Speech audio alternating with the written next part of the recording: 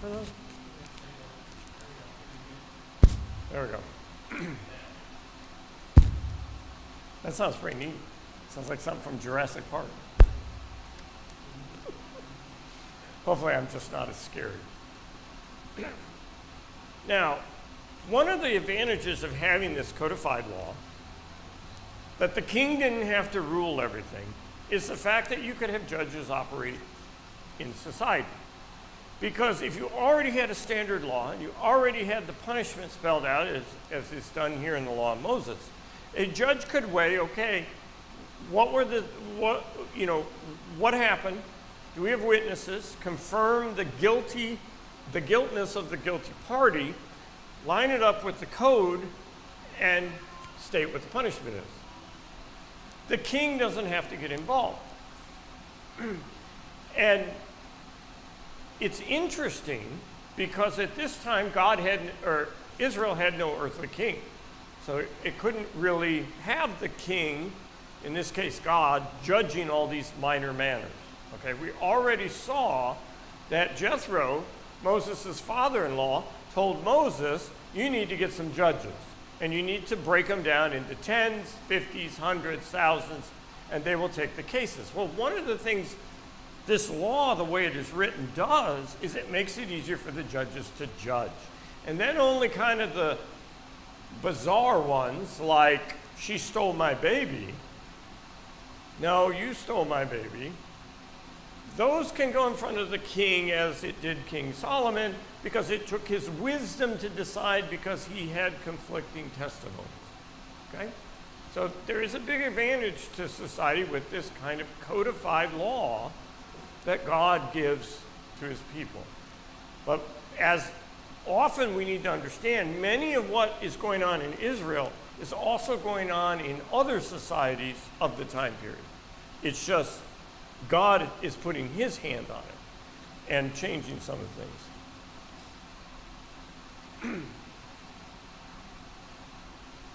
So, as we go through this, remember, we're reading the laws and the statutes and the designated punishments that the judges of Israel, the elders that sit in the gate, would use to judge the people and would not have to run off to the king to be told what was done.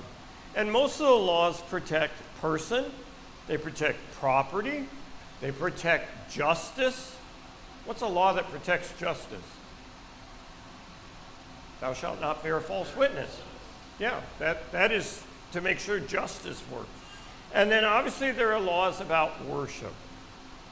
You know, you're going to observe this feast and do this and do that and, you know, remember the Sabbath and those things. So laws about person, laws about property, laws about justice, laws about worship. Now, when we go through some of the laws that are listed in this chapter of the book, so I'm talking about in the book, his lesson 11, I don't know about you, but as I read some of these, biblical stories come to mind because there's an application. So like, for example, if a thief was caught, if a thief was required to make a fivefold restitution for the theft of an ox and a fourfold restitution for the theft of sheep if the animal has been sold or killed. Who says, if I have stolen from anybody, I will give 4 times as much? Who said that? Zacchaeus said that. Well, Zacchaeus was basically just repeating what the law would require. And part of it also, he was saying, you know, I'm innocent, I'm a good guy, but if somebody brings charges, we will quickly take care of them by doing what the law requires, which is the fourfold.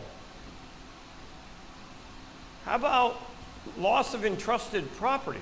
If you borrow property from somebody, you're supposed to return it to them as it was. If it's damaged or lost or something, you then have to compensate them for that. Ideally, the cost of replacement. Do you remember a story with Elijah the prophet? Actually, it's Elisha the prophet in 2 Kings 6, where the men went out to cut wood, and one of the men goes to cut wood, and the axe head flies off, falls into the water, and sinks. And what does the man say? He says, It was borrowed. So what is he now obligated to do? Pay for it. And obviously the fact that he's bothered by it, he may not have the means. But we know Elisha does a miracle, puts a stick in the water, the axe head floats, and he's able to put it together and eventually then return it to the owner. Because the law would have required him to replace it. And that would have been an expensive endeavor. How about, now this wasn't under the law of Moses, but strangers and sojourners in the land are to be protected from harm. Do you remember somebody who broke this rule, so God judged them with fire and brimstone? That was the guiltiness of Sodom and Gomorrah, was they were not protecting sojourners and visitors. They were actually violent against sojourners. And so God destroys them. God says, that's not going to happen in my land. Sojourners and strangers will be protected from harm. Just a couple, there'll be some more we get into lesson 12, but just some things to look at as we go through this.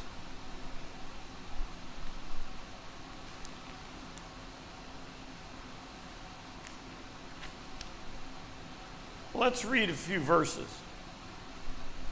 Starting in 21,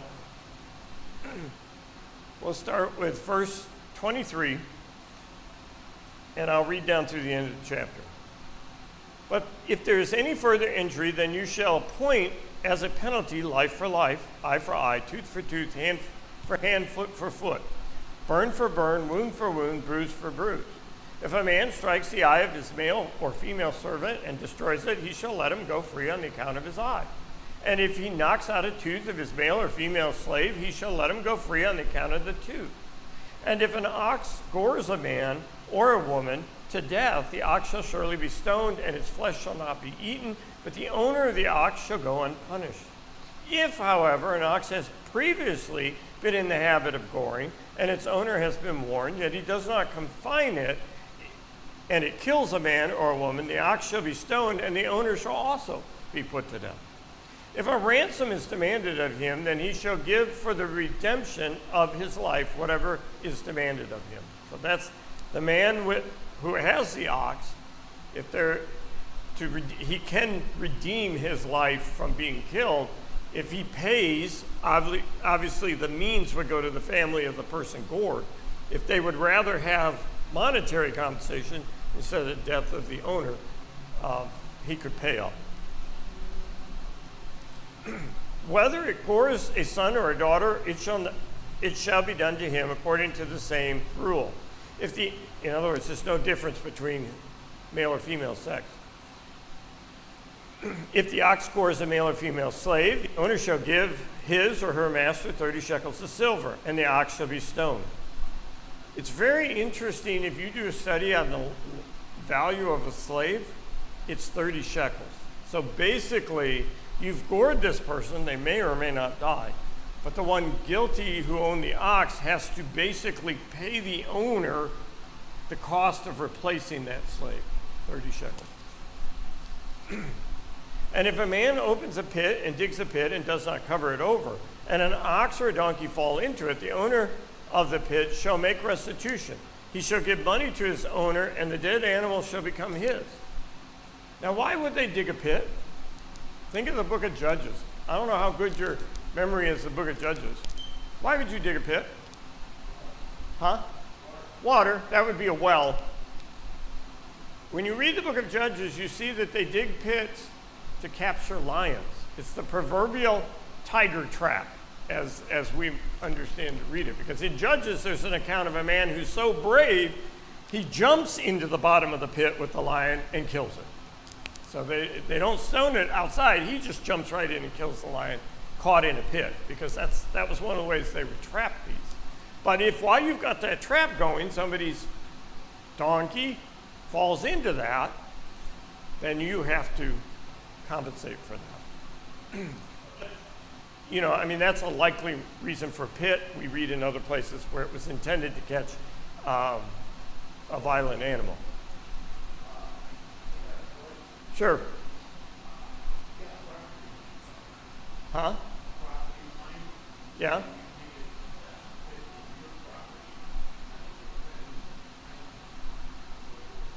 Right. It doesn't seem to matter where it's at, even if it crosses the line. The point is, your action injured your neighbors. But keep that in mind, because we're going to see that in another place where your enemy's animal comes across and you're supposed to help them too.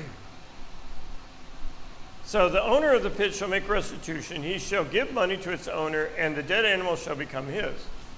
What are you going to do with a dead donkey? Well, you can't eat them, and their hide's not worth much. But you know what? You bought him. You know, it's kind of like in the store. You just broke that vase. It's now yours. Take it home in pieces and pay the owner. And if the man's ox hurts another so that it dies, then he shall sell the live ox and divide the price equally, and they shall divide the dead ox. Think of your ox and the neighbor's ox are tied together to plow, and one ox kills the other. Okay? And what they do is they divide up the dead ox. You get half, they get half, and you sell the live ox, and you split the difference. So everybody gets half the money, and everybody gets half the animal. But in this case, it's you brought two oxes together to work, basically, and one hurts the other. Or if it is known that the ox was previously in the habit of goring, yet its owner has not confined it, he shall surely pay the ox for ox, and the dead animal shall become his. So if you knew your ox was a problem, then you just get the dead ox, and the guy gets the money. So that's kind of, you sell the ox, and the guy gets all the money. Question 10. What liability did a man have if he caused other bodily injury to a woman? Now this is carrying off from the idea of miscarriage, which I don't know if Joe went down that rabbit hole, but there's a rabbit hole that a lot of people like to point out on that. And it's basically this. If a pregnant woman loses her unborn child, the penalty is less than if that baby had been born and then murdered. And so some people run with that. I'll just say that. Okay, so what is the liability if a man caused other bodily injury to a woman? In other words, she doesn't miscarry, but he actually hurts her. What is the penalty? It's that old classic, eye for an eye. So whatever's done to her is going to be done to him. What liability did a man sustain if he caused a bodily injury to his servant? Knocked out their tooth, knocked out their eye. What happened to the servant? They were allowed to go free. They earned their freedom at the price of their injury. I don't know where they go from there. They could hire themselves out or whatever, but God says, they're free. What responsibility did a man have for an animal which was dangerous? Particularly what the text talks about is an ox that is violent and you knew about it. Am I going to stand up here and answer them all?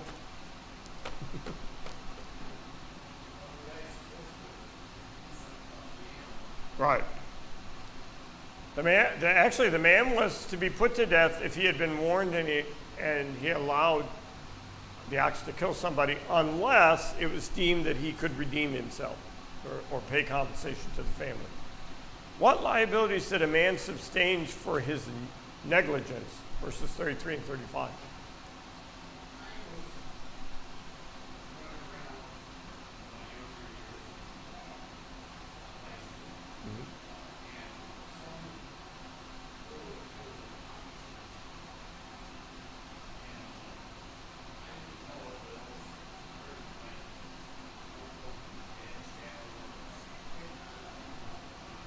Right.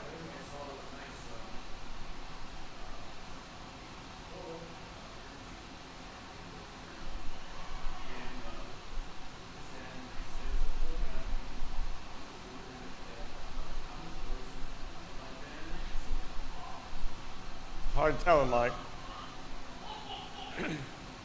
So what liability did a man sustain for his negligence? He had to pay restitution. What was the punishment for theft? What did Zacchaeus pledge? I will pay fourfold. Why was a man not held guilty for slaying someone caught breaking into his house? Wait, don't answer that. We haven't got it in chapter 22. So let's read the first few verses of chapter 22, 1 through 5. If a man steals an ox or a sheep and slaughters it and sells it, he shall pay 5 oxen for the ox and 4 for the sheep. If a thief is caught while breaking in and struck so that he dies, there will be no blood guiltness on his account. But if the sun is risen on him, there will be blood guiltness on his account. He shall surely make restitution. If he owns nothing, then he shall be sold for his theft. If what he stole is actually found alive in his possession, whether an ox or a donkey or a sheep, he shall pay double.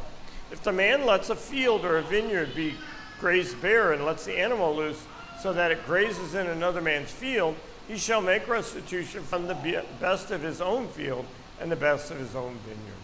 Okay? So with that, you don't give back the same quality. You're supposed to give back the best you have to what your animal has eaten or destroyed. I've seen it many times. Horses, other animals get loose, get into a garden, and they love, those nice, well-watered garden plants. And so in a case like this, you would have to do it. Obviously, there's a time involved, because if he gets in and destroys your planting or your vineyards in the spring, you're not going to be able to pay him in kind until harvest time. So it's not an immediate restitution, but it would be something that is required.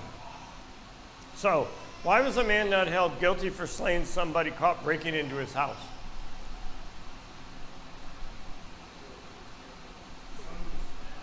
Right. Right. Well, what do we call that? Even today, we call it, somebody comes into your house and you kill them. That's usually, you plead self-defense. Right. Obviously, God understands that dynamic as well.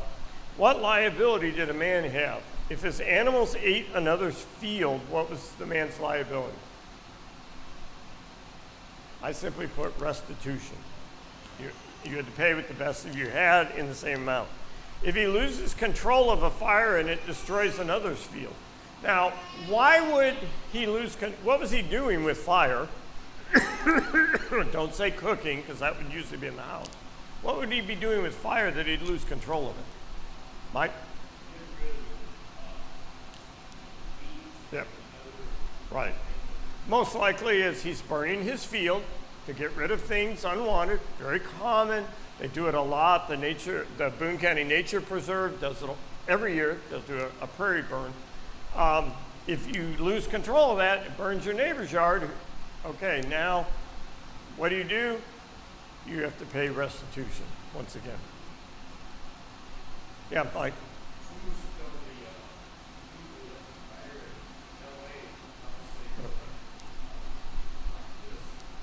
I don't know that they could pay enough restitution for that one. Okay, continuing with our reading, 6 down through 15. If a fire breaks out and spreads to thorn bushes so that stacked grain or standing grain or the field itself is consumed, he who started the fire shall surely make restitution.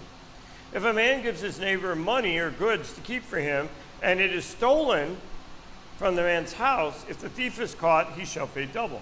If the thief is not caught, the owner of the house shall appear before the judges to determine whether he laid his hands on the neighbor's property. Notice he doesn't go before the king. He doesn't go before Moses. He goes through the local judges, who are the ones who are going to take law, hear the witnesses, make a determination, and apply the proper judgment. So he takes it in front of his local judges. And for every breach of trust, whether it's for an ox, a donkey, a sheep, or clothing, or for any lost thing about which one says, this is it, the case of both parties shall come before the judges. He who the judges condemn shall pay double to his neighbor. Come. If a man gives a neighbor a donkey, an ox, a sheep, or any animal to keep for him, and it dies, or is hurt, or is driven away while no one is looking, an oath before the Lord shall be made by 2 of them, that he was not laid his hands on his neighbor's property, and its owner shall accept it, and he shall not make restitution. Why do you think that one sticks? Why do you think that one sticks? Think about it. So I borrow your ox, and something happens to it while I'm in bed or whatever, it keels over and dies. They couldn't do a, call the vet carved them open, find out, what's the natural causes or whatever. So I'm supposed to go and swear before the Lord, I didn't have anything to do with it, and the owner's supposed to accept that. Why does that work? Why does that work?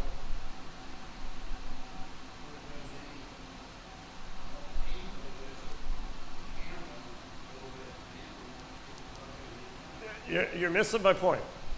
Why does a man have to accept the sworn statement before God? Who is he putting it in the hands to be the supreme judge? God. And so basically, you accept that this man did this because I will deal with it if he is lying.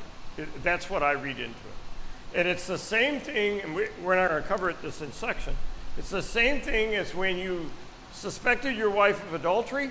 You took him in front of the priest. The priest whipped up this concoction she was supposed to drink before the Lord. God was going to take care of her. She was going to die if she was lying. He was going to strike her down. Or if nothing happened to her, it would prove her innocence, and the man was supposed to keep her and go home and drop it. God was the one, through divine action, he was going to make sure things were done properly. And so, yes, the purpose of swearing before the Lord is God is going to take care of them. Okay? And that is something good for us sometimes to understand as Christians. The Lord's going to make sure, if we truly trust him, that we never go without a meal, that we have shelter, even if that means I have to lean on my Christian brethren. So God's going to take care of us. That means sometimes we're going to lose something, loan it doesn't come back. Somebody may ask for a handout, we find out later they're lying. We give that to God. God, you judge them. You'll bless me if you think I deserve it. You'll punish them if you think they deserve it. And I'm going to go on and put my faith that you're going to handle it. And that's exactly what they were supposed to do here. Put their faith in God, that God would handle it. Is that easy? No. We become very angry if we think we've been frauded or whatever. But as a Christian, especially when dealing with the Word, or even especially when dealing with brethren, we have to put the most positive spin on it and accept that God's going to be the judge. And I'm going to go on. And God will make restitution to me if he deems it justified. And that's literally how we need to go on. It makes for better brotherhood relationships. It makes us trying to look at the positive side, that God will take care of that. But we see that same thing here. Swear before the Lord and accept it, because God is going to take care of it. Okay.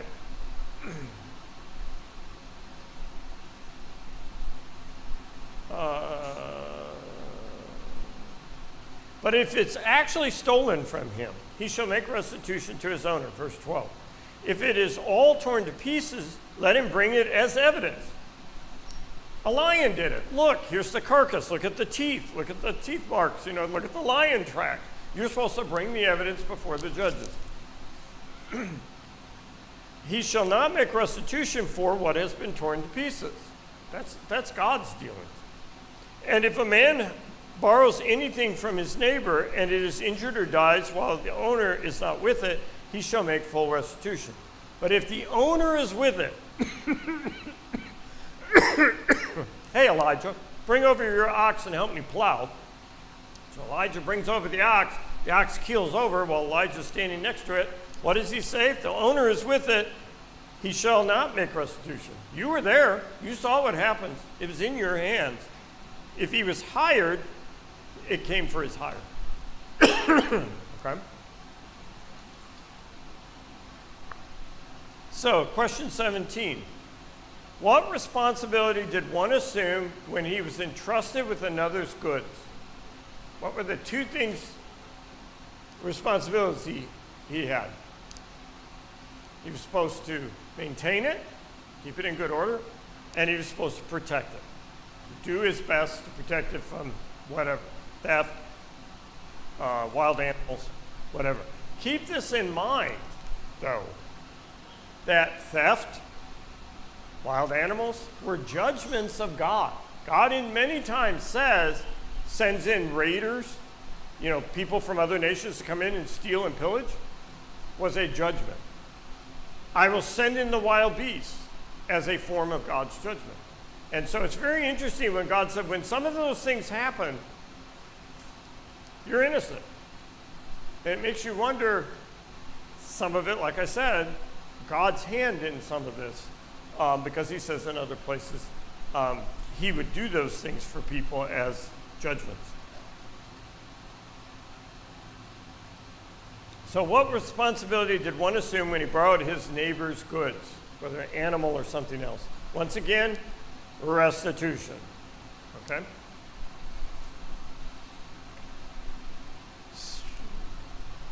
Let's read 16 down through 24. And if a man seduces a virgin who is not engaged and lies with her, he must pay a dowry to her to be his wife. If her father absolutely refuses to give her to him, then he shall pay money equal to the dowry for virgins. You shall not allow a sorceress to live. Whoever lies with an animal shall surely be put to death.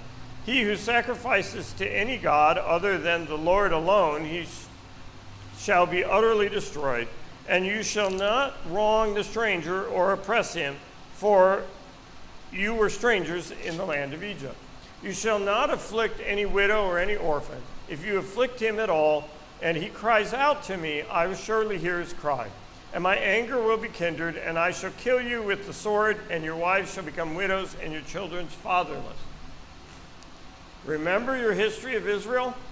God says one of the reasons for the Babylonian captivity was their abuse against widows and orphans. The oppressing of the poor is why he sent judgment. He predicts here, you do that, I will do these things to you. And he ends up having to do that later in Israel's history. My anger will be kindled, and I will kill you. I already read that. Now, hopefully all of us know what it means. Whoever lies with an animal shall be surely put to death. They're not saying if you have Spot laying at the foot of the bed, that's not what we're talking about, okay? So read between the lines. But understand that kind of inappropriate behavior is not, God doesn't want tolerated. Okay. Yeah, Mike.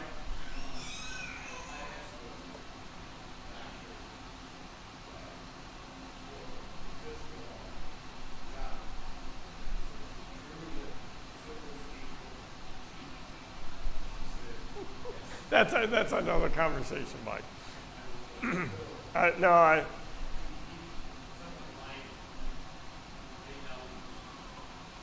What responsibility did one assume if he committed fornication with a maiden? What responsibility did he assume? Right, he had to marry her. Unless the father said, no, you're a bum, you're not going to marry my daughter, then he had to pay for a dowry. Now, what is the other caveat with that? He has to marry her, but he can't what? Huh? Can't divorce her. This is one of those where you sit back and you go, why is that, God? Is it something because you've violated the woman? I don't know how else to phrase that. Is it a punishment to make men think first before they act? It probably is so that he doesn't marry her and say divorce and then he's done with her. But God in his infinite wisdom says, you force yourself upon this woman to where you have to marry her, you're stuck with her. Okay? It's interesting. Contrast that to the law of captive women. God says, okay, you're going to go into the land and you might see a woman, she might look beautiful, and you can take her. But you keep her in her house for 30 days and you shave her head. And you don't touch her. And after 30 days you go, you know what, she's not a bad person, you can then marry her. With no limits, no whatever, you could later divorce her. But there's a 30-day think about it before you act. And if you decide, no, she's not my type, you release her. And, no penalty to her or to you. But the key is you don't go into her in that 30-day thing. This is different. This is no cooling off period. This is you acted rationally, and now she is your wife. And God in his infinite wisdom says, and you will not be allowed to separate. We in our modern thinking are going to say, but that's an awful, miserable life for the woman. And it probably was. But God in his infinite wisdom made this rule. What obligation did Hebrews have to widows, orphans, and other poor people? Don't do this, do that. What's the don't do and what's the do-do?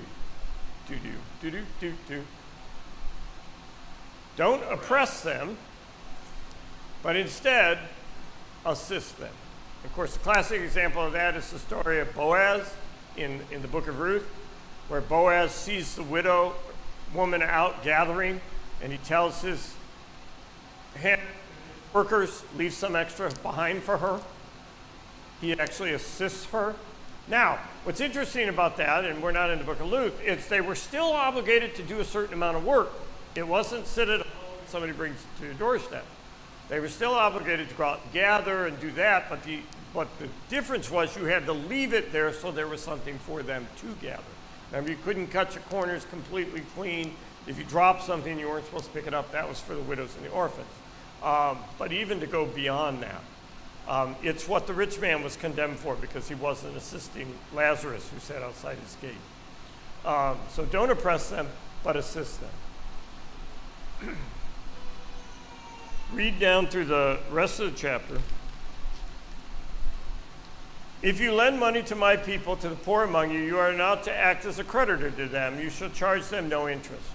If you ever take your neighbor's cloak as a pledge, you are to return it him before sunset. For that is the only thing covering, it is his cloak for his body. What else shall he sleep in? And it shall come about that when he cries out to me, I will hear him, for I am gracious. You shall not curse God, nor curse a ruler of your people. You shall not delay the offering from your house and your vintage, and the firstborn of your sons you shall give to me. You shall do the same with your oxen, with your sheep, and with its mother 7 days. On the 8th day you shall give it to me. And it shall be holy to me, and therefore you shall not eat any flesh torn to pieces in the field.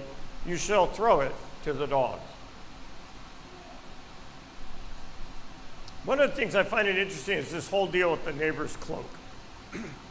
So, neighbor comes to me and borrows some money. I said, okay, hand me your cloak.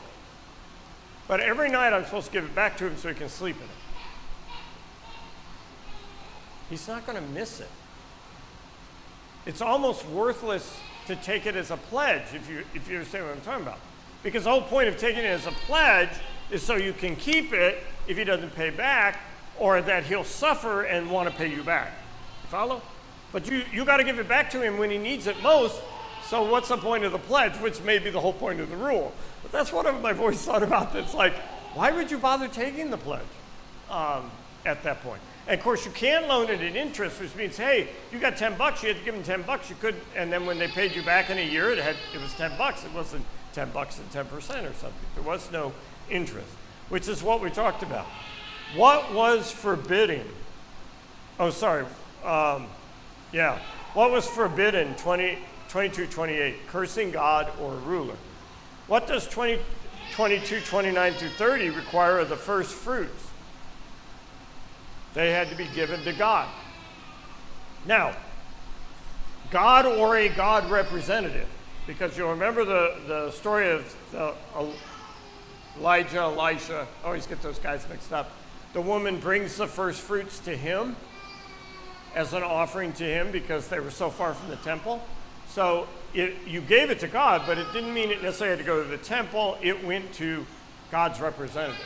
So that might be the local Levi, it might be the man of God, but it was not for you, it was to be given for them. We see that in examples further in the text. List the capital offenses in these two chapters. quickly we'll go through that, and that'll allow Joe to pick up a lesson 12. So, capital offense means you were put to death. So in verse 21:12, what did you do? It put you to death? Murder. 21:15 and 17, you cursed your parents. 21:16, kidnapping. 22:18, sorcery. 22:19, relations with an animal. 22:20, you sacrificed to other gods. All of those got the death penalty. Blood, blood, blood, blood for all these sins. All right, I appreciate your attention. I'll tell Joe to begin lesson 12 on Sunday. I actually have more comments with lesson 12. That was a better lesson to talk about.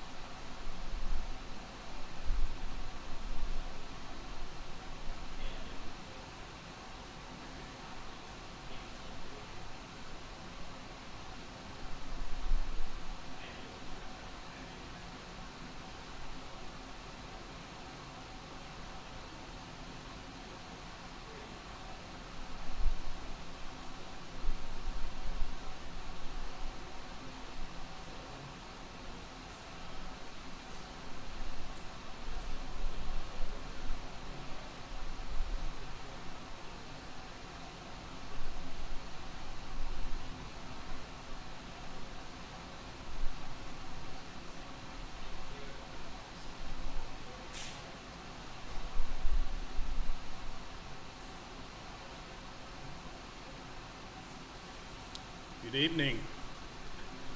So welcome everyone. We're thankful for your presence. We have a few announcements. Debbie is not feeling well this evening, so that's why she's not here. Let's remember those who are out of town, Samantha and Joe and Kelly. Paul is at work this evening.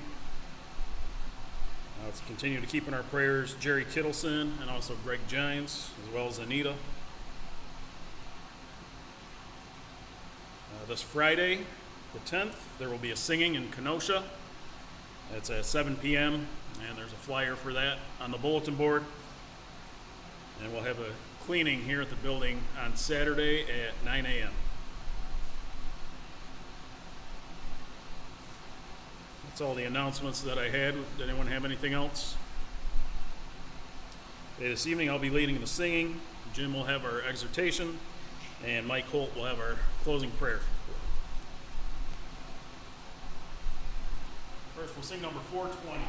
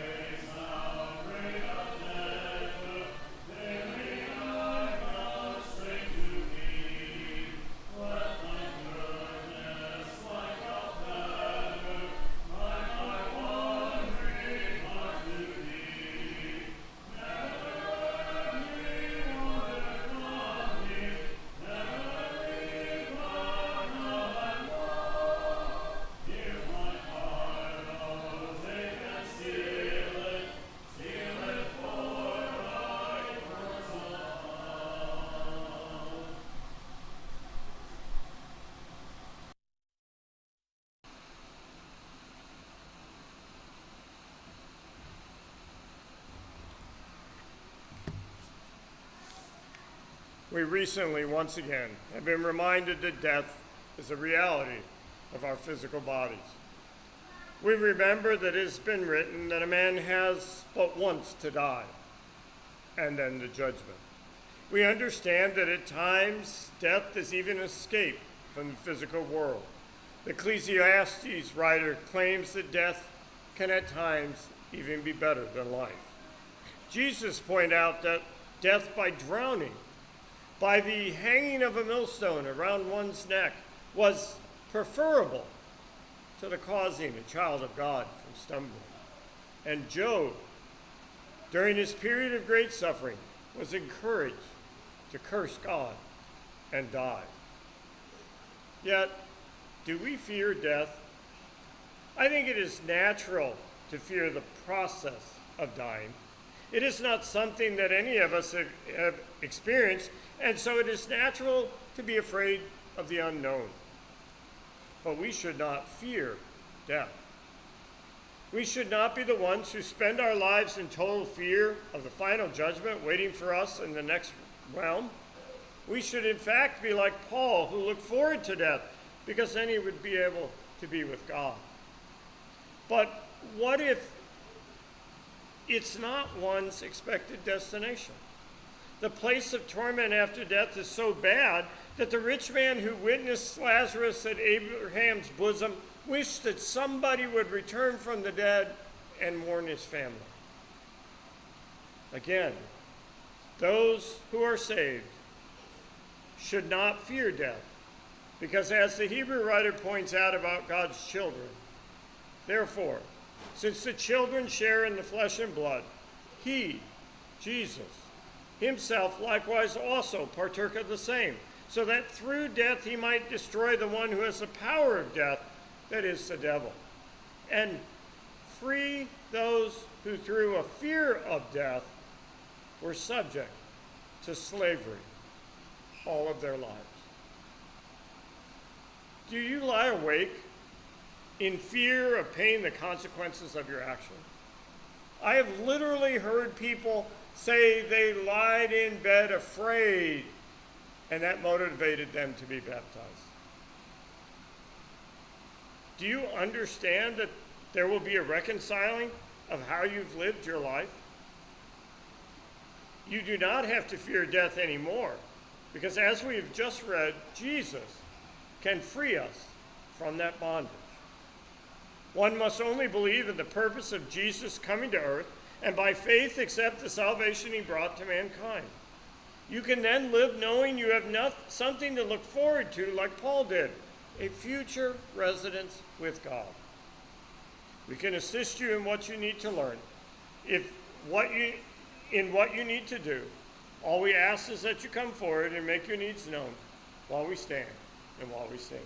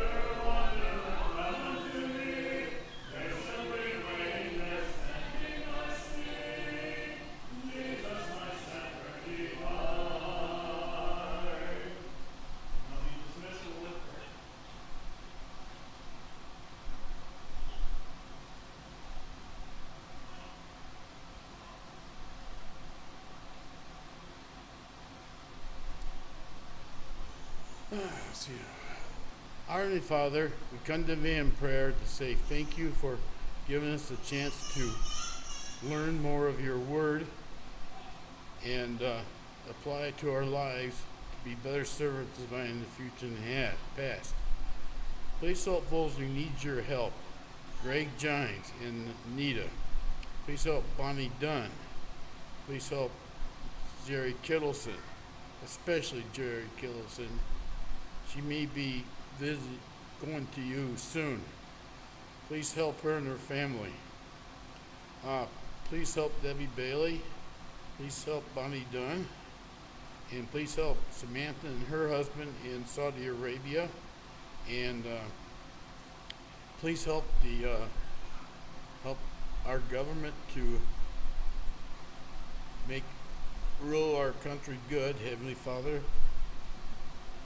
In Jesus' name we pray. Amen.